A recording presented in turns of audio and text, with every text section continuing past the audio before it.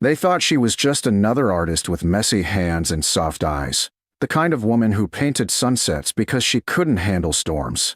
That's what the corporal said when he saw her mural drying on the wall, shaking his head with a smirk. But he didn't know what those colors meant. No one did. Not until the day a Marine officer walked into that room, stopped in front of her painting, and whispered 6 words that froze everyone in place. She saved my entire unit that night.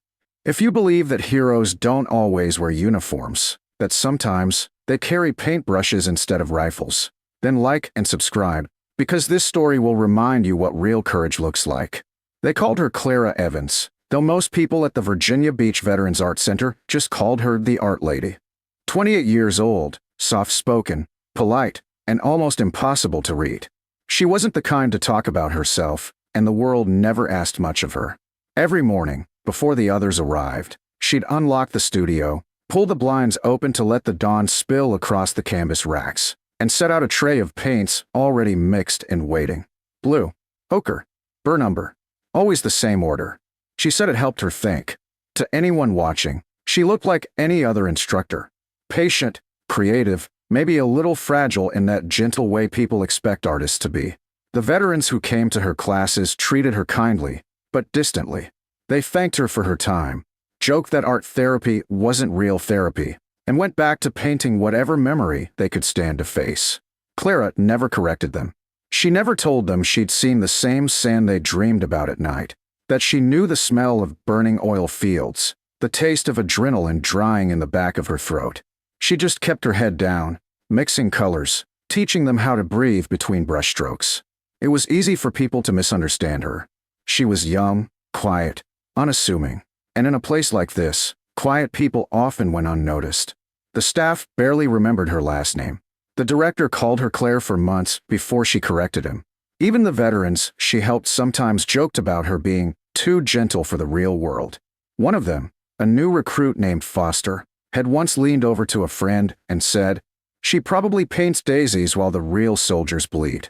They laughed, the way people do when they don't know any better. Clara heard, but she didn't look up. She just wiped her brush clean and said softly, "Sometimes daisies grow where the blood fell." That shut them up for the rest of the class. Still, when the laughter returned days later, she didn't stop them. She'd learned long ago that silence protects more than pride. It protects the truth. Every wall in her studio told a story, some painted by her students, some by her hand. Abstract shapes, half-remembered landscapes, streaks of blue and gray that looked like storms trapped on canvas. She never signed them, not because she was humble, but because she didn't need to. Every line already carried her signature, precision born from memory. There was one painting she kept in the back corner of the studio, covered with a thin muslin sheet. The veterans called it the ghost canvas. No one had seen what was beneath it. Sometimes when the afternoon light hit just right, faint patterns of smoke and horizon bled through. Just another abstract, they assumed. But there was nothing abstract about it. Clara had painted that night, the one she'd never spoken about, layer by layer, until every scream and flare and silence found its place in color. It wasn't art. It was evidence. The day usually moved quietly at the center. Veterans drifted in and out, some for therapy sessions, some for free coffee and company. The walls smelled faintly of turpentine and hope. But beneath the calm, Clara worked with the discipline of someone trained to follow orders. Every brush organized by width, every canvas measured to the inch. People joked that she ran her studio like a barracks. She smiled, letting them think it was just her personality. In truth, it was habit. Sometimes, during the last hour before closing, she would pause in front of that covered canvas and just stare, not at the painting, but through it. Like she was remembering coordinates, not colors. She'd stand there with her hand hovering near the edge, almost touching the cloth, almost ready to lift it, then stop herself. Whatever she saw there, it wasn't for the others. Not yet. She lived in a small apartment above a bookstore a few blocks away, sparse, quiet, and filled with paintings that no one ever bought. On her nightstand sat a single keepsake, a silver coin engraved with the word echo. She kept it close, but never explained it. Some nights, she'd hold it while staring at the ceiling, eyes open, unmoving, as if waiting for a sound only she could hear. At the center, people began to notice small things, The way she instinctively ducked when the maintenance crew dropped a metal ladder. How she scanned exits before setting up classes. How she tensed whenever someone mentioned the word Fallujah. Still, she smiled. Still, she painted. Still, she said nothing. One Thursday morning, a volunteer brought in a new group of Marine recruits for an orientation workshop. They were younger, louder, and full of energy that had no patience for silence. They watched Clara as she laid out the brushes. "You really believe painting helps soldiers?" one asked. "We don't need therapy. We need training." His tone was sharp, mocking. The others snickered. Clara didn't flinch. She looked up, eyes steady, and said quietly, "You're right. Training keeps you alive, but healing keeps you human." Then she turned back to her paints. The room went silent for a moment. But as soon as she walked away, the whispers began again. Later that afternoon, when most of the veterans had gone, she pulled the muslin cover off the hidden canvas and began adding new details: smoke columns, tire tracks, shadows barely visible beneath the surface.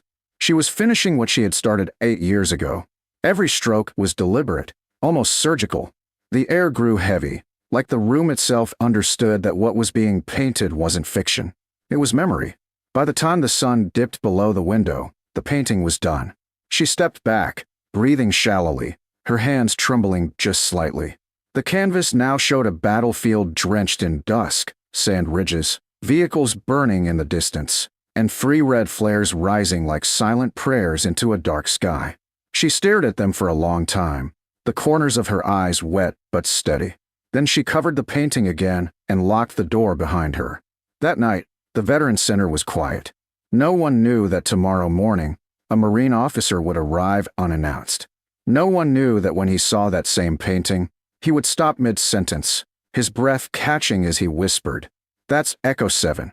But for now, Clara Evans slept beneath a sky the color of unfinished paint, unaware that the truth she'd hidden in brushstrokes was about to change everything.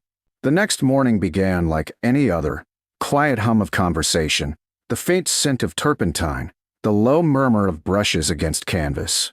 Clara was halfway through arranging paints when the door opened, and the air in the studio shifted. 3 Marines stepped inside. The first 2 were young, all sharp movements and clipped conversation. But the third, the one in front, moved differently. He didn't scan the room. He assessed it. Major Nathan Cole. His uniform carried rows of ribbons that spoke of places he didn't talk about, and his eyes, though calm, carried a weight that never really leaves men who've seen too much. The director of the center hurried forward, nerves obvious in his voice. "Major Cole, welcome. We're honored to have you here for the evaluation. This is Miss Clara Evans. She runs our art therapy program." Clara extended her paint-stained hand with a polite smile.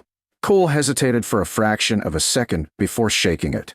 "Appreciate what you're doing here," he said, his tone formal, distant. Around him, a few younger Marines exchanged smirks.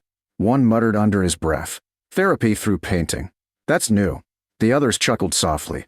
Clara didn't respond. She simply handed them clean aprons and pointed to the easels. "We're not here to make art," she said. "We're here to remember how to see." The line caught Cole's attention. He didn't reply, just studied her for a moment longer before moving toward the back of the room. As the session began, the recruits played along, splattering color without care. The director spoke about funding and programs, and Clara quietly guided the veterans through gentle movements of the brush. The laughter grew louder near the back, the kind of laughter that fills silence with arrogance. Then, without warning, Major Cole stopped walking. His gaze froze on the far wall, on the one painting no one ever touched. He took 3 slow steps toward it. The muslin cloth hung loose, slightly lifted at one corner where light slipped through. Beneath it, a familiar shape, a ridge, a sky, the faint glow of red. His breath hitched. He reached out, lifted the cloth completely, and there it was. The scene, the nightmare, the memory he'd buried. Who painted this? His voice was quiet, but it cut through the room like a blade. Clara looked up from her table. "I did." The young Marine stopped laughing. Even the director blinked, confused. "It's inspired by reports, I think," he offered weakly. Cole turned to Clara, eyes narrowing. "That's not from a report. That's Fallujah. Sector Echo 7. Those aren't random flares. That's the strike code we used for extraction." He stepped closer, his voice trembling now, not with anger, but disbelief. How do you know this? Clara didn't answer immediately. She wiped her hands on a rack, glanced at the painting once more, and then met his gaze. Because I was there, she said softly. The room went utterly silent. Brushes stilled. The recruits exchanged uncertain looks. Cole's face shifted, shock first, then recognition. Evans. Clara Evans. He whispered it like a name that didn't belong in this place. Echo Tech. She was the civilian analyst attached to our unit. She nodded once, quietly. We were losing signal. Command wouldn't respond. You were surrounded. He stepped back, exhaling. We thought the recon team saved us. That someone up top coordinated the airstrike. They didn't, she said. Your comms were gone. I redirected the relay manually. Those flares, she motioned to the painting, the red marks glowing faintly under the light, were your coordinates. For a moment, no one spoke. The recruits looked between them, the reality of what they were hearing sinking in like slow thunder. Major Cole turned toward the others. You're standing in front of the woman who guided our extraction. Without her, none of us would have made it out. His voice carried a raw edge of reverence, disbelief, and quiet shame. The laughter that had filled the room an hour ago was gone. The same Marines who had rolled their eyes now stood stiff, unsure whether to salute or apologize. Cole broke the silence first. You weren't just there, he said to her, quieter now. You saved 26 lives. Clara looked down at her hands, streaked in paint and memory. I didn't save anyone, she said gently. I just showed them where to go. But Cole shook his head. No, he said. You showed us how to live. And for the first time since she'd joined the center, Clara Evans wasn't invisible anymore. The story spread through the veteran center before the day was over. By evening, every hallway hummed with whispers. Some didn't believe it at first. How could the quiet art teacher who taught them color theory have once stood in the middle of a war zone, guiding Marines to safety with nothing but signal patterns and instinct? But as the truth settled, disbelief turned to reverence. Major Cole didn't leave after that revelation. He stayed, pulling a chair beside Claire's work table while everyone else watched in uneasy silence. For a long moment, he didn't speak. Then, with a quiet steadiness, he said, You painted this from memory, didn't you? Clara nodded. Memory has a way of demanding to be seen, she replied. Her voice carried the kind of calm that only comes from surviving something too heavy to describe. He turned toward the rest of the room. I want you all to understand something, he said, his tone sharp, commanding, not out of anger, but conviction. This woman right here isn't just an artist. She's the reason 26 Marines saw another sunrise. When everything failed, comms, visibility, hope, she found a way to reach us. And she never even took credit. His voice faltered for a heartbeat. Because people like her don't need to. No one dared move. The director, red-faced with guilt, mumbled something about not knowing. The young recruits stared at their boots, the same ones who'd mocked her an hour earlier. One of them stepped forward, slowly, and said, Ma'am, permission to apologize. Clara smiled faintly. You don't need permission for that, son, she said. Just honesty. The next morning, the studio felt different. For the first time, everyone arrived early. Veterans who once joked about therapy through art now handled their brushes like something sacred. The air felt heavier, quieter. On the back wall, the once hidden painting hung uncovered, its flares burning crimson under the light. Beneath it, a small brass plaque had been installed overnight. Echo 7, painted by Clara Evans, civilian visual analyst, Operation Harbinger. February 2017. Clara hadn't asked for it, hadn't even known it was coming. Major Cole had arranged it himself. When she saw it, she didn't cry. She just stood there, her hands folded, her eyes distant, remembering the faces she'd never see again. That afternoon, Cole returned, this time without aides or uniforms. He walked in wearing a simple gray jacket, his expression softer. I didn't thank you properly, he said. She shook her head. You already did. He smiled. Then let me do one more thing. He gathered the staff and veterans together in the studio, their voices low, the smell of paint thick in the air. When everyone had assembled, he stood beside her and said, This room, this entire program exists because people like her remind us that strength doesn't always shout. Sometimes it paints quietly in the corner until someone finally sees it.